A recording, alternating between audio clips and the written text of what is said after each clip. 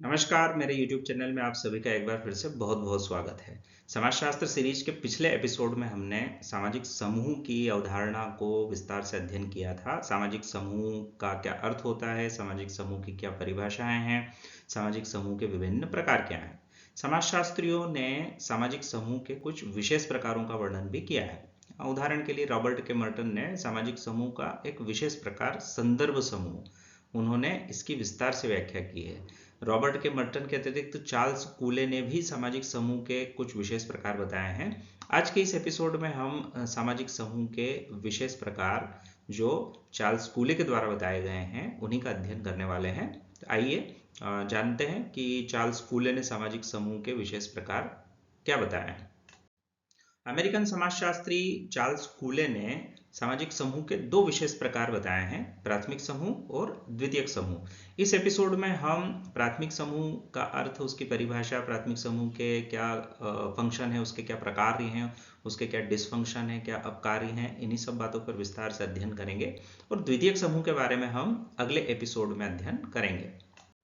American समाजशास्त्री Charles कूले ने अपनी विश्व प्रसिद्ध पुस्तक सोशल ऑर्गेनाइजेशन में सन 1909 में प्राथमिक समूह की अवधारणा को विस्तार से समझाया है। चार्ल्स कूले ने प्राथमिक समूह की अवधारणा को समझाते हुए स्पष्ट किया है कि एक व्यक्ति अपने जीवन काल में विभिन्न समूहों की सदस्यता ग्रहण करता है, किंतु व्यक्ति जितने भी समूहों का सदस्य है उन समस्त समूहों में से कुछ समूह व्यक्ति के लिए विशेष महत्व रखते हैं, या व्यक्ति उन समूहों को, दो या तीन समूहों को विशेष तौर पर अन्य सभी समूहों की तुलना में अत्यधिक महत्व प्रदान करता है। यह समूह ही व्यक्ति के लिए प्राथमिक समूह होते हैं। व्यक्ति जितने भी समूहों का सदस्य होता है उन समूहों में से कुछ समूह व्यक्ति को अन्य समूहों की तुलना में अत्यधिक प्रभावित करते हैं। अर्थात कुछ समूहों का व्यक्ति के ऊपर विशेष प्रभाव होता है, प्रत्यक्ष प्रभाव होता है, और अन्य समूहों की तुलना में अधिक प्रभाव भी होता है। अर्थात वे समूह जो व्यक्ति को प्रत्यक्ष तौर पर सीधे सीधे अन्य समूहों की तुलना में ज्यादा प्रभावित करते हैं, वह समूह भी व्यक्ति के लिए प्राथमिक समूह होते हैं।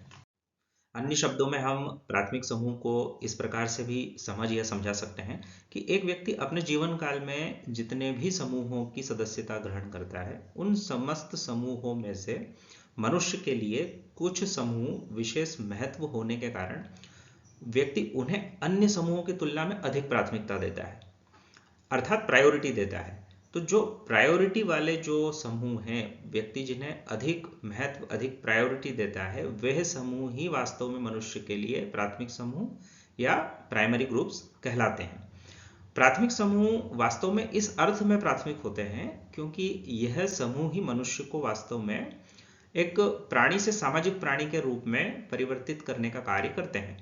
अर्थात प्राथमिक समूह ऐसे समूह हैं जो मनुष्य की सामाजिक प्रकृति का निर्माण करते हैं, और मनुष्य ने अपने लाखों साल के अनुभव से जितने आदर्श निर्मित किए हैं, संस्कृति का निर्माण किया है, जिन नियमावलियों का निर्माण किया है, यह संस्कृति, ये सभी सामाजिक नियमावलियां और ये समस्त सामाजिक आदर्श मनुष्य को प्राथमिक समूह के द्वारा ही सिखाए जाते हैं। अर्थात मनुष्य प्राथमिक समूहों के माध्यम से ही इन नियमावलियों का, इन आदर्शों का, सांस्कृतिक प्रतिमानों का आंतरिकरण करता है। अर्थात प्राथमिक समूह ही मनुष्य की सामाजिक प्रकृति का भी निर्माण करते हैं, और सामाजिक आदर्शों को ग्रहण मनुष्य प्राथमिक समूह के माध्यम से ही करता है। चार्ल्स कूले ने प्राथमिक समूह के तीन प्रमुख उदाहरण प्रस्तुत किए हैं: परिवार, पड़ोस और मित्र मंडली। परिवार वह समूह है जिसकी सदस्यता व्यक्ति जन्म से प्राप्त करता है, अर्थात जन्म के पश्चात तुरंत ही स्वतः नैसर्गिक रूप से मनुष्य किसी न किसी परिवार का सदस्य बन जाता है।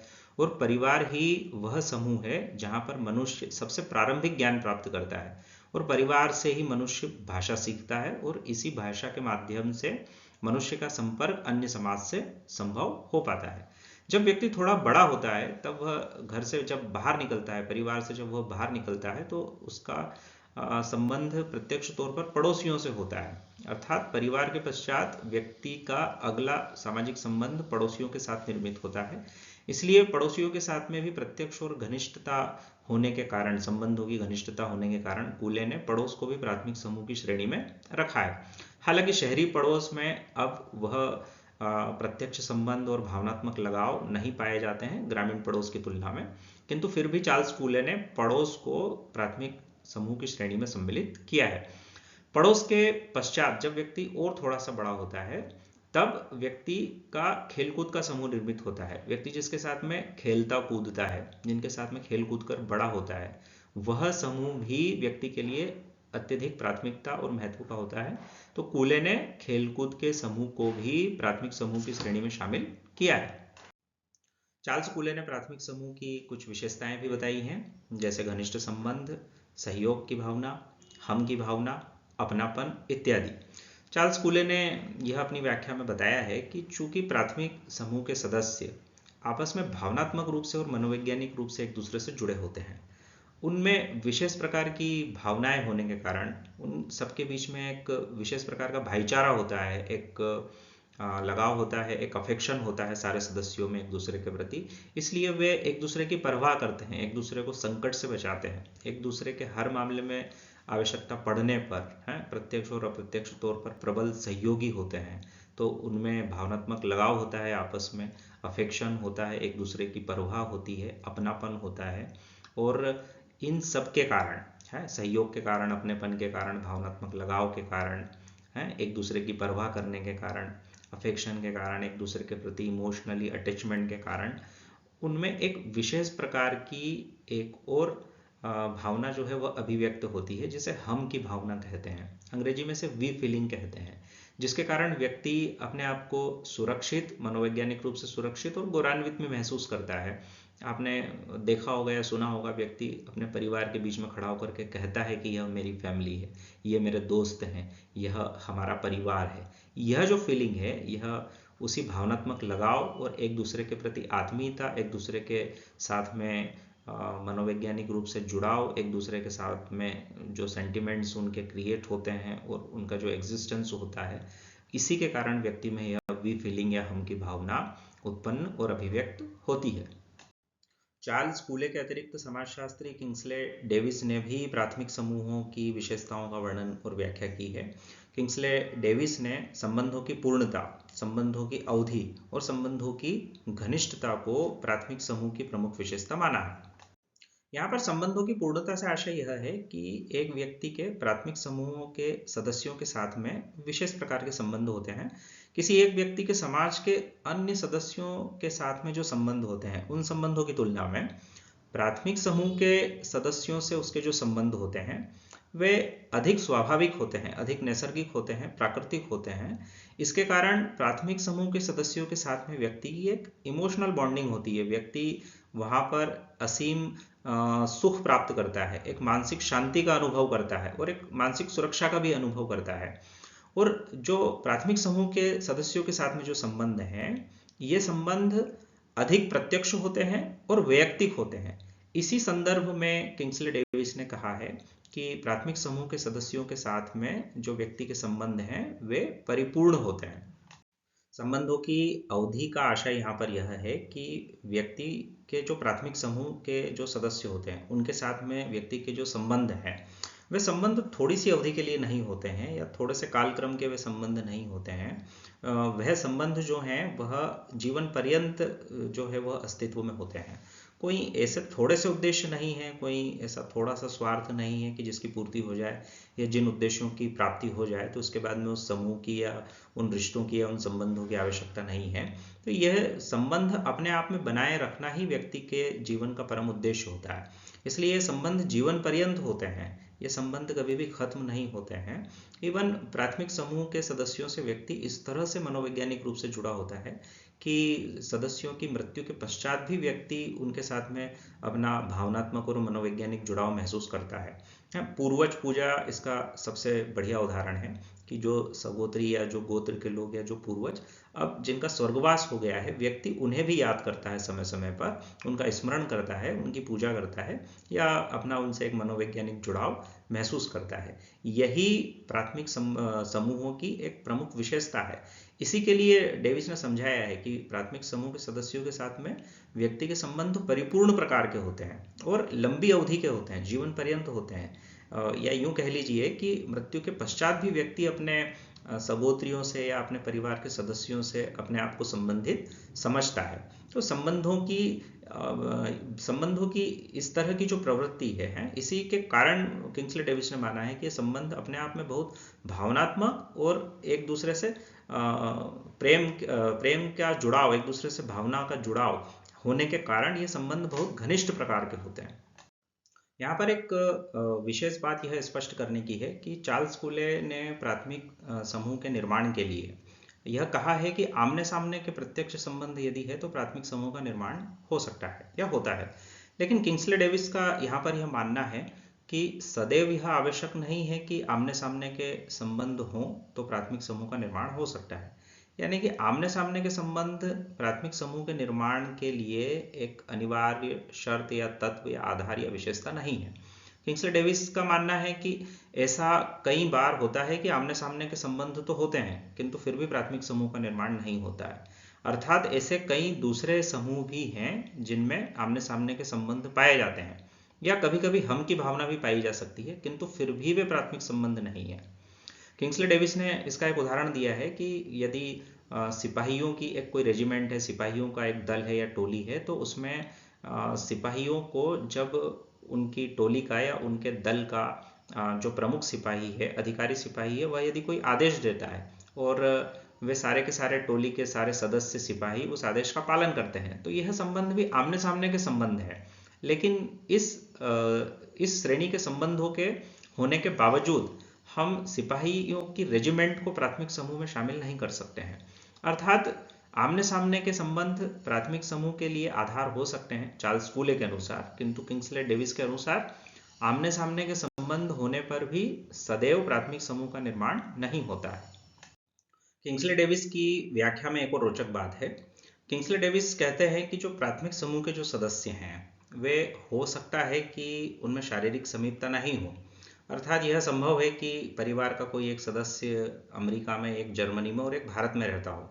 अर्थात उन सदस्यों के बीच में भौगोलिक दूरी हजारों किलोमीटर है, शारीरिक समीपता नहीं है, वे भौतिक रूप से एक दूसरे के सामने उपस्थित नहीं हो पाते हैं या उनमें मेलजोल या मुलाकात महीनों में या वर्षों में एक बार होती है विशेष अवसर पर है।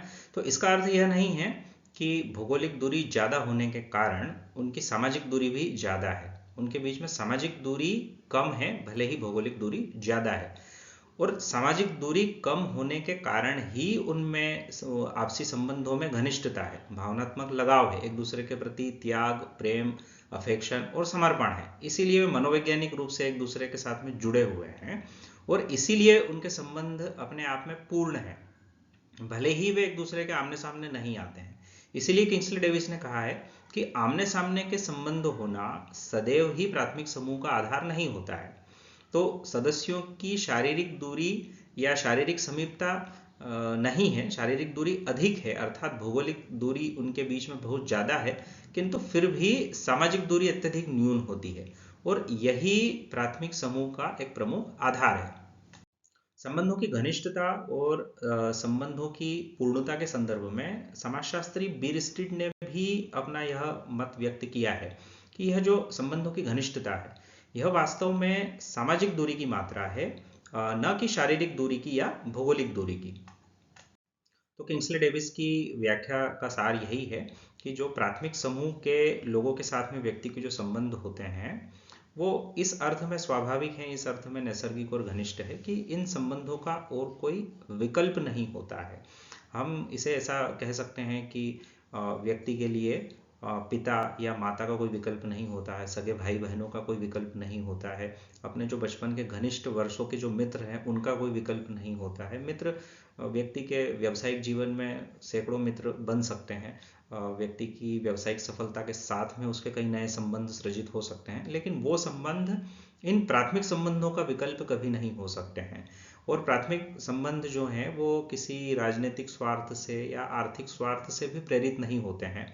कोई स्वार्थ की पूर्ति के लिए ही व्यक्ति इन संबंधों को नहीं निभाता है, व्यक्ति इन संबंधों को अपने जीवन का मूल उद्देश्य मानता है। इन संबंधों को निभाना वह अपनी एक मानसिक आवश्यकता के रूप में देखता है, भले ही यहाँ पर किसी आर्थिक या राजनीतिक या किसी अन्य प्रकार के स्वार्थ की पूर्ति हो रही हो या नहीं हो रही हो, व्यक्ति के लिए यह गणना गौण है। व्यक्ति के लिए वे संबंध ही महत्व के और प्रमुख हैं। इसीलिए प्राथमिक समूह व्यक्ति के जीवन में प्राथमिक हैं और उनकी मौलिक और मानसिक आवश्यकताओं की पूर्ति करते हैं।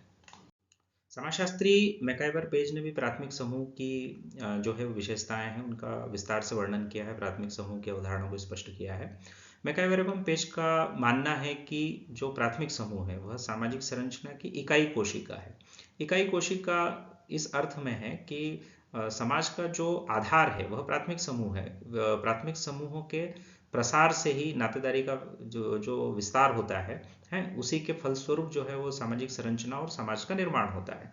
मैकाइवर पेज ने यह माना है कि जो प्राथमिक समूह है वह ही मनुष्य को समाज के जो तमाम रीति रिवाज हैं, आचार विचार है, रहन सहन है, नियमावलियां हैं, सांस्कृतिक प्रतिमान है, भाषा है, इन सबसे परिचित कराने का, व्यक्ति को इन सबसे परिचित कराने का कार्य प्राथमिक समूह ही करता है। इसलिए यह सामाजिक संरचना की इकाई कोशिका है और समाज का आधार है। वास्तव में समाज प्राथमिक समूहों के मिलने से ही बना है। मैकाइवर पेज ने पड़ोस, मित्र मंडली और परिवार के अतिरिक्त जो खेल समूह हैं, अध्ययन दल हैं, विचार विमर्श करने के लिए गठित समूह हैं, गैंग है, जनजाति परिषद है, इनको भी प्राथमिक समूह के उदाहरण के तौर पर स्वीकार किया है। गैंग चूंकि नकारात्मक गतिविधियों में लिप्त रहने वाले लोगों का एक समूह है, यह सामाजिक नियमों और कानूनों की अवहेलना करते हैं। इसके कई उदाहरण हो सकते हैं, जैसे नशाखोरी में लिप्त रहने वाले लोगों का गैंग भी हो सकता है, चोरी करने वाले या डकैती करने वाले लोगों का भी गैंग हो सकता है। इसको भी मैकाइवर पेज ने प्राथमिक समूह स्वीकार किया है। लेकिन दूसरे समाजशास्त्री गैंग को प्राथमिक समूह के तौर पर स्वीकार नहीं करते हैं, क्योंकि जो संबंधों की अवधि की बात है, परिपूर्णता की बात है, एक दूसरे के प्रति जो त्याग, समर्पण, सहिष्णुता और एक दूसरे के प्रति जो सहयोग की भावना है, वह ज़रूरी नहीं है कि हर प्रकार की गैंग में वह उसका अस्तित्व, इन भावनाओं का और इस प्रकार के संबंधों का अस्तित्व हो। तो मैकाइवर पेज ने विशेष तौर पर गैंग को एक प्राथमिक समूह का उदाहरण माना है, प्राथमिक समूह की श्रेणी में उसे शामिल किया है, किंतु दूसरे समाजशास्त्री इसे प्राथमिक समूह की श्रेणी में शामिल नहीं करते हैं। प्राथमिक समूह की आंतरिक विशेषता, यहाँ पर हम प्राथमिक समूह से संबंधित एक विशिष्ट विशेषता का वर्णन करेंगे। यह विशेषता है संबंधों का अपने आप में साध्य होना। अर्थात प्राथमिक समूह के सदस्यों के साथ में व्यक्ति के जो संबंध होते हैं, यह संबंध किसी और उद्देश्य, विशेष हित की पूर्ति के लिए साधन के रूप में प्रयोग नहीं किए जाते हैं। संबंधों का अपने आप में साध्य होना, इसे एक उदाहरण से भी समझा जा सकता है कि व्यक्ति के जीवन की एक प्रमुख आवश्यकता है कि उसे एक अच्छा रोजगार प्राप्त करना है। अच्छा रोजगार प्राप्त करने के लिए उसे एक अच्छी शिक्षा जो है वो हासिल करना है, और वह रोजगार प्राप्ति के लिए, शिक्षा हासिल करने के लिए किसी महाविद्यालय या किसी यूनिवर्सिटी की सदस्यता ग्रहण करता है, अर्थात द्वितीयक समूह की सदस्यता लेता है। वहां पर व्यक्ति का परम उद्देश्य ही है शिक्षा प्राप्त करना, क्योंकि उसे अच्छा रोजगार प्राप्त करना है। तो व्यक्ति किसी इस प्रकार के विशिष्ट स्वार्थ पूर्ति के लिए, विशिष्ट उद्देश्य की पूर्ति के लिए प्राथमिक समूह के सदस्यों के साथ में संबंधों को मेंटेन नहीं करता है या उन संबंधों को नहीं निभाता है। कोई भी व्यक्ति का पिता से या माता से इसलिए प्रेमपूर्ण या सौहार्दपूर्ण संबंध या भावनात्मक लगाव नहीं होता है कि माता पिता से उसे संपत्ति प्राप्त होगी। यदि संपत्ति प्राप्त नहीं होगी या माता पिता गरीब हैं, तो भी व्यक्ति का अपने माता पिता से, भाई बहनों से जो है वह स्वाभाविक और एक नैसर्गिक लगाव, एक भावनात्मक जुड़ाव होता है। अर्थात संबंध अपने आप में चलते रहें, संबंध अपने आप में बने रहें, उनमें स्थायित्व हो, यही व्यक्ति के जीवन का परम और मूल उद्देश्य है। कोई आवश्यकता या कोई विशेष हित की पूर्ति के लिए व्यक्ति प्राथमिक समूहों के सदस्यों के साथ में अपने संबंधों को मेंटेन नहीं करता है। हमारी अब तक की व्याख्या में कई सारी बातें स्पष्ट हो जाती हैं कि किस प्रकार से एक प्राथमिक समूह व्यक्ति की मौलिक और नैसर्गिक और मानसिक और भावनात्मक आवश्यकताओं की पूर्ति करता है।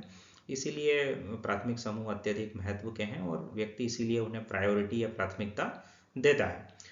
समाजशास्त्री, अमेरिकन समाजशास्त्री टॉलकट पार्सन्स का मानना है कि जो मनुष्य का मानवीकरण है वह प्राथमिक समूहों के माध्यम से ही होता है। हम अभी व्याख्या में पूर्व में भी यह बात स्पष्ट कर चुके हैं कि मनुष्य का प्राणी से एक सामाजिक प्राणी बनना, एक मानव के रूप में, सामाजिक मानव के रूप में निर्माण प्राथमिक समूह के द्वारा ही किया जाता है।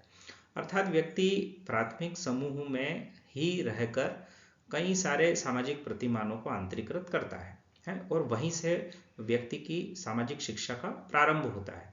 व्यक्ति अन्य प्राणियों से भिन्न इसीलिए हो पाता है, एक सामाजिक प्राणी इसीलिए बन पाता है क्योंकि मनुष्य के पास में प्राथमिक समूह है, और वे प्राथमिक समूह मनुष्य का पालन पोषण करते हैं। प्राथमिक समूह के महत्व को स्पष्ट करते हुए समाजशास्त्री ब्रूम एवं सेल्जनिक ने एक बहुत सुंदर बात कही है कि प्राथमिक समूह मनुष्य के लिए वे समूह हैं जहां पर व्यक्ति को सदैव चौकन्ना या अलर्ट रहने की आवश्यकता नहीं होती है, क्योंकि प्राथमिक समूह के जो सदस्य होते हैं उनके साथ में व्यक्ति एक मानसिक शांति और एक मानसिक सुरक्षा को महसूस करता है।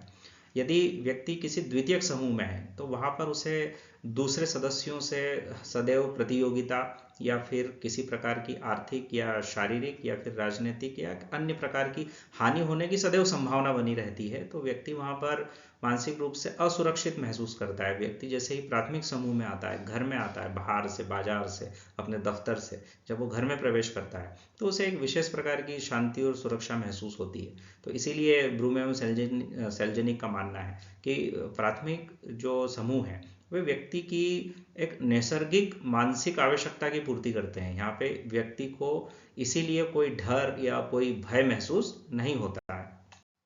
चार्ल्स बूले ने भी प्राथमिक समूहों के महत्व को स्पष्ट करते हुए व्याख्या की है कि पशु प्रवृत्तियों का मानवीकरण प्राथमिक समूहों की समाज के लिए सबसे बड़ी सेवा है, अर्थात मनुष्य को मनुष्य के रूप में स्थापित करना, अर्थात मनुष्य को एक जैविक प्राणी से सामाजिक प्राणी बनाने का कार्य प्राथमिक समूह के द्वारा ही किया जाता है। हम समाजीकरण के सिद्धांत का जब अध्ययन करेंगे तो उस एपिसोड में हम समाजीकरण के सिद्धांत में इस बात को और विस्तार से समझेंगे कि किस प्रकार से प्राथमिक समूह के द्वारा एक जैविक मनुष्य को सामाजिक मनुष्य में परिवर्तित किया जाता है। समाजशास्त्री स्टीवर्ट एवं ग्लीन ने अपनी किताब इंट्रोडक्शन टू सोशियोलॉजी में प्राथमिक समूह के महत्व का वर्णन करते हुए यह समझाया है कि मनुष्य के जो स्वाभाविक नैसर्गिक गुण हैं उनका विकास प्राथमिक समूह के माध्यम से ही किया जाता है। व्यक्ति को यहाँ पर मनोवैज्ञानिक सुरक्षा प्राप्त होती है और प्राथमिक समूह प्राकृतिक रूप से मनुष्य के मनोरंजन के केंद्र भी होते हैं। इसके अतिरिक्त प्राथमिक समूह सांस्कृतिक हस्तांतरण में अपनी एक प्रमुख भूमिका का निर्वहन करते हैं। समाज में अगली पीढ़ी को जो सांस्कृतिक हस्तांतरण होता है, जो वर्षों से, हजारों लाखों वर्षों के मनुष्य के अनुभव से जो सांस्कृतिक प्रतिमान निर्मित हुए हैं, उन प्रतिमानों का संपूर्ण भौतिक और अभौतिक संस्कृति का, सभ्यता का हस्तांतरण अगली पीढ़ी को प्राथमिक समूह के माध्यम से ही होता है। इसके अतिरिक्त स्टीवर्ट एवं ग्लीन ने यह भी स्पष्ट किया है कि समाज में जो नियंत्रण की व्यवस्था है, अर्थात जो सामाजिक नियंत्रण की जितनी भी दूसरी एजेंसियां हैं, उन सब एजेंसियों में प्राथमिक समूह सबसे महत्वपूर्ण और प्रमुख एजेंसी है, क्योंकि व्यक्ति के साथ में एक नैसर्गिक जुड़ाव प्राथमिक समूह के सदस्यों के साथ में होता है। इसलिए प्राथमिक समूह व्यक्ति के व्यवहार के नियंत्रण में अपनी प्रमुख भूमिका का निर्वहन करता है, अर्थात जो सामाजिक प्रतिमान उनका पालन मनुष्य करे, इस बात के लिए प्राथमिक समूह काफी हद तक जिम्मेदार होते हैं और प्राथमिक समूह इस भूमिका का निर्वहन भी बखूबी करते हैं।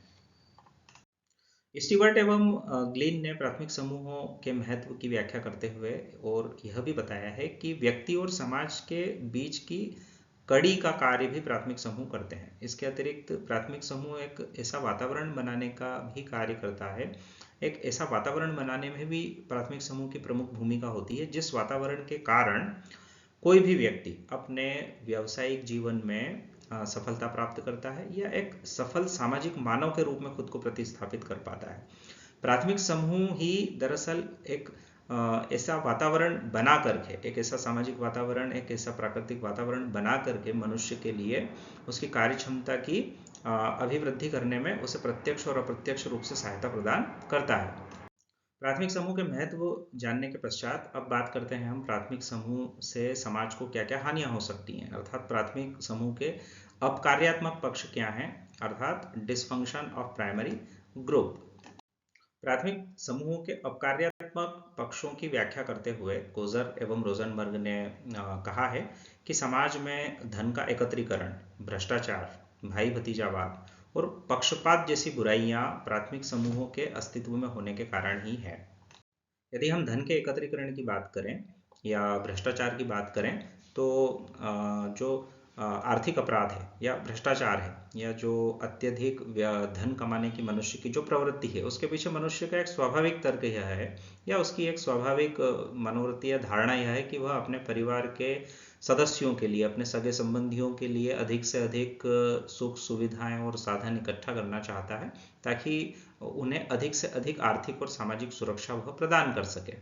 धन के एकत्रीकरण की यह प्रवृत्ति आर्थिक भ्रष्टाचार को बढ़ावा देती है, और यह जो आर्थिक भ्रष्टाचार है जिसके कारण धन का एकत्रीकरण किया जाता है, यह प्रवृत्ति निरंतर बढ़ने से पूंजीवादी समाज में धन का निरंतर केंद्रीकरण होता चला गया है, और समाज की अधिकांश संपत्ति है, अधिकांश धन कुछ ही हाथों में या कुछ ही घर की तिजोरियों में बंद होता चला गया है।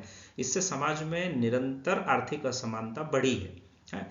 जो विभिन्न राष्ट्रीय और अंतर्राष्ट्रीय रिपोर्ट्स हैं वो भी इस बात को इंगित करती हैं कि धन का केंद्रीकरण निरंतर बढ़ता जा रहा है। इकोनॉमिक सर्वे हो या वर्ल्ड इकोनॉमिक फोरम की रिपोर्ट हो या वर्ल्ड बैंक की रिपोर्ट हो, उससे स्पष्ट है कि दुनिया की तमाम जो संपत्ति है उसका 60% हिस्सा दुनिया में 1% लोगों के पास में है।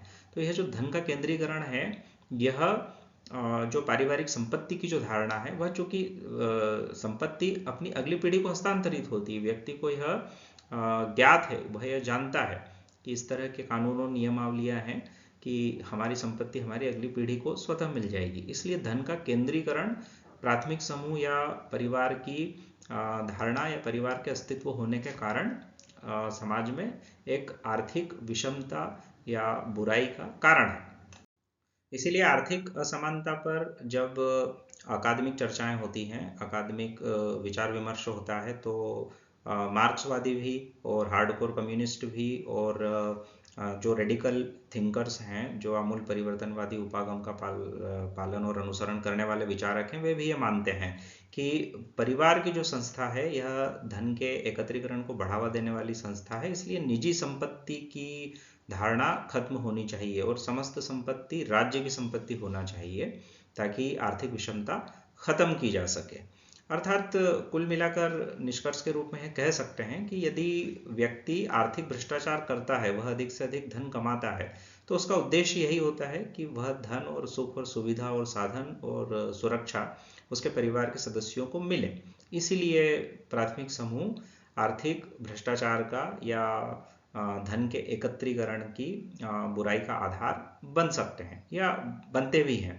इसीलिए आपने राजनीतिक खबरों में सुना होगा या देखा होगा या समझा होगा या महसूस किया होगा कि कुछ राजनेता राजनीतिक सफलता प्राप्त करने के लिए वे इस बात का बार बार हवाला देते हैं कि हम किसके लिए कमाएंगे, यानी कि जिस राजनेता के परिवार में कोई सदस्य नहीं है या जिसका परिवार ही नहीं है, जो परिवार को त्याग चुका है, जो परिवार से अलग हो चुका है, वह नेता अपने भ्रष्टाचारहीन होने का दावा और ज़्यादा पुख्ता रूप से समाज के सामने रखता है कि मैं भ्रष्टाचार किसके लिए करूंगा, मेरा कोई अपना है ही नहीं, मैं अपने परिवार को पहले ही छोड़ चुका हूं, इसलिए मुझे धन की ज़रूरत ही नहीं है, मैं किसके लिए धन इकट्ठा करूंगा। और जब मेरे पास वो लोग नहीं है जिसके लिए मुझे धन इकट्ठा करना है, तो मैं भ्रष्टाचार करूंगा ही नहीं, मेरे भ्रष्टाचार करने का कोई कारण ही नहीं होता है। तो उन नेताओं की, उन राजनेताओं की, उन पॉलिटिकल लीडर्स की ईमानदारी को समाज जो दूसरे नेता है उनसे तुलनात्मक रूप से ज़्यादा सहजता से स्वीकार कर लेते हैं। हालांकि इसका अर्थ यह कतई नहीं है कि जो राजनेता या पॉलिटिकल लीडर्स परिवार के साथ रहते हैं या जिनके परिवार हैं वे निश्चित रूप से भ्रष्टाचारी ही हैं। यह उदाहरण सिर्फ इसलिए लिया गया है या समझाने के लिए कि प्राथमिक समूह के अपकार्यात्मक पक्ष भी होते हैं। केवल समाज के लिए प्राथमिक समूह के प्रकार ही नहीं है, प्राथमिक समूह के कारण सामाजिक व्यवस्था में, सामाजिक संरचना में, सामाजिक मंच पर कुछ अपकार्यात्मक जो हैं वह प्रतिमान और कुछ अपकार्यात्मक पक्ष भी अस्तित्व में आते हैं, प्रकट होते हैं। उन्हीं अपकार्यात्मक पक्षों को समझाने के लिए यह उदाहरण दिया गया है। तो जिस तरह से सामाजिक समूह के प्रकारों में प्राथमिक समूह के प्रकार्यात्मक पक्ष हैं, उतनी ही मात्रा में नहीं किंतु कुछ अपकार्यात्मक पक्ष भी अवश्य होते हैं। इसके अतिरिक्त भाई भतीजावाद या पक्षपात की समस्या का भी जन्म प्राथमिक समूह के कारण होता है। भाई भतीजावाद के कारण जो अ, विभिन्न सामाजिक मंचों पर है ना, समय समय पर जो पक्षपात लोगों के साथ में होता है, जो पक्षपात के लोग शिकार होते हैं, यह भी एक बहुत बड़ी सामाजिक बुराई है। यह पक्षपात आखिर क्यों होता है? यह भाई भतीजावाद के कारण ही जन्म लेता है। व्यक्ति के स्कूल में प्रवेश से लेकर किसी नौकरी को प्राप्त करने के लिए जब वह परीक्षा देने जाता है, इंटरव्यू में उपस्थित होता है, अपीयर होता है, तो उस व्यक्ति के सगे संबंधी, उस इंटरव्यू देने वाले के या स्कूल में प्रवेश लेने वाले व्यक्ति या विद्यार्थी के पिता, बड़े भाई हैं, या उसके परिवार के या अन्य सदस्य या सहोदरी हैं, उसको विशेष प्रकार का एक सपोर्ट, समर्थन मिल सके या उसको प्राथमिकता मिल सके, इसके लिए वे पर्दे के पीछे से कुछ इस तरह के प्रयास करते हैं, कुछ इस तरह के संपर्क या कॉन्टेक्ट्स बनाने या निकालने की कोशिश करते हैं, जिससे कि उन्हें अतिरिक्त सहयोग, समर्थन या सपोर्ट या प्राथमिकता मिल सके। इससे कई बार जो वास्तविक प्रतिभाएं हैं, जो अपने परिश्रम के बल पर ही आगे जा सकते हैं और उनके पास में इस तरह का कोई समर्थन नहीं है, उनके परिवारजनों के इस तरह के उच्च स्तर पर संपर्क या कॉन्टेक्ट्स नहीं है, जान पहचान नहीं है, वे वास्तविक रूप से प्रतिभावान होने के बावजूद पिछड़ जाते हैं और भाई भतीजावाद की जो सामाजिक बुराई है या जो वृत्ति है, प्रवृत्ति है, इसके कारण जो बड़े मंच पर या विभिन्न सामाजिक मंच पर जो पक्षपात जन्म लेता है, यह एक बड़ी सामाजिक बुराई बन जाता है और इससे प्रतिभा का हनन होता है और जो प्रतिभावान हैं वे अपनी वास्तविक परिस्थिति प्राप्त नहीं कर पाते हैं और वे जो प्रतिभावान लोग हैं जिन्हें जिन मंच पर या जिन जगहों पर होना चाहिए वे वहां पर पहुंच नहीं पाते हैं। इस प्रकार से यह जो प्राथमिक समूह के कारण जो सामाजिक बुराइयां उत्पन्न होती हैं, धन का एकत्रीकरण है, आर्थिक भ्रष्टाचार है, भाई भतीजावाद है, पक्षपात है, इसके कारण दरअसल एक विषमतामूलक समाज बनने लगता है और सामाजिक संरचना में आर्थिक विषमता इतनी बढ़ती चली जाती है कि फिर उस आर्थिक विषमता के कारण और प्रतिभा के कुंठित होने के कारण, सामाजिक अन्याय के कारण कई सारे दूसरे बड़े अपराध जन्म लेते हैं और फिर एक इस तरह का समाज धीरे धीरे बनता चला जाता है कि हो सकता है कि एक विस्फोटक स्थिति पर समाज पहुंच जाए और उस विस्फोटक स्थिति पर जब समाज पहुंच जाएगा तो वह एक अशांति से युक्त समाज होगा। एक जो सामाजिक सुरक्षा और सामाजिक शांति है वह पूरी तरह से खत्म हो जाएगी और एक अपराध मूलक समाज जो है वह जन्म लेने का खतरा उत्पन्न हो जाता है। तो इस प्रकार से इस एपिसोड में जो समस्त चर्चाएं और व्याख्याएं और प्रस्तुतिकरण था वह प्राथमिक समूह से संबंधित है। अगले एपिसोड में हम चार्ल्स कूले ने जो सामाजिक समूह के दो विशेष प्रकार बताए हैं उसमें से जो दूसरा प्रकार है द्वितीयक समूह, हम उसकी चर्चा करेंगे। तो इस एपिसोड को हम यहीं पर समाप्त करते हैं। आप सबका बहुत बहुत धन्यवाद। आप सबका समय शुभ हो। अगले एपिसोड में फिर मुलाकात होगी। धन्यवाद।